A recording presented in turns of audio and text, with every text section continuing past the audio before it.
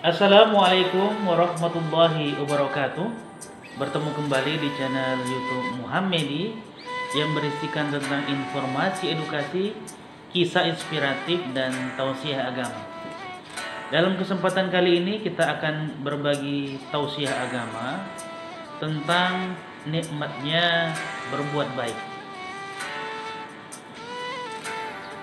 Terkadang kita heran kenapa ada saja pencuri, begal, pemabuk, dan berbagai macam tindakan yang kita sepakat kalau itu perbuatan yang buruk.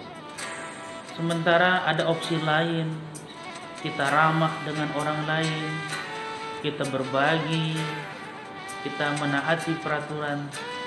Itu lebih nikmat dan nyaman kalau kita tanya hati nurani kita. Karena itu Allah Subhanahu wa taala menjelaskan di dalam Al-Qur'an, A'udzubillahi minasyaitonirrajim. Bismillahirrahmanirrahim. Innal ladzina amanu wa 'amilus solihati ulaika ashabul jannah. Orang-orang yang beriman dan beramal soleh, mereka adalah penghuni surga. Standarnya kita tahu. Jadi nanti ketika dihisab sebagai penentu kita akan masuk ke dalam surga atau neraka, kebaikan kita akan ditimbang. Sholat, ibadah, sedekah, ini kebaikan. Keburukan juga akan ditimbang, menggunjing, berbohong, memfitnah. Jadi nanti begitu ditimbang, mana yang lebih berat? Misalnya ini tadi kebaikan, ini keburukan. Kebaikan yang lebih berat, keburukan yang lebih ringan, maka akan masuk ke dalam surga. Sebaliknya, jika keburukannya lebih berat, kebaikan yang lebih ringan, maka dia akan dimasukkan ke dalam neraka. Sekarang dalam video ini kita ingin menjelaskan, yang mencatat amal baik adalah malaikat rakib, yang mencatat amal buruk adalah malaikat atid. Mudah-mudahan video ini bisa memotivasi kita untuk terus berbuat baik. Malaikat atid bertanya kepada malaikat rakib, wahai malaikat rakib, seseorang ini sudah berbuat salah. Berapa bobot dosa yang akan kita tuliskan di dalam catatan ini? 1. Jadi kalau satu kesalahan bobotnya 1. Lalu kata malaikat rakib, kalau dia sudah melakukan satu kesalahan, jangan anggap dia akan besar dosanya. Karena jika setelah melakukan satu kesalahan, dia lakukan satu kebaikan, maka dia akan mendapatkan 9 kebaikan dan kesalahan yang satu tadi dihapuskan. Apa yang ingin kita jelaskan? Satu kesalahan, dosanya dihitung 1. Satu kebaikan, pahalanya dihitung 10. Jika ada orang mungkin khilaf melakukan kesalahan, dia dapat dosa 1.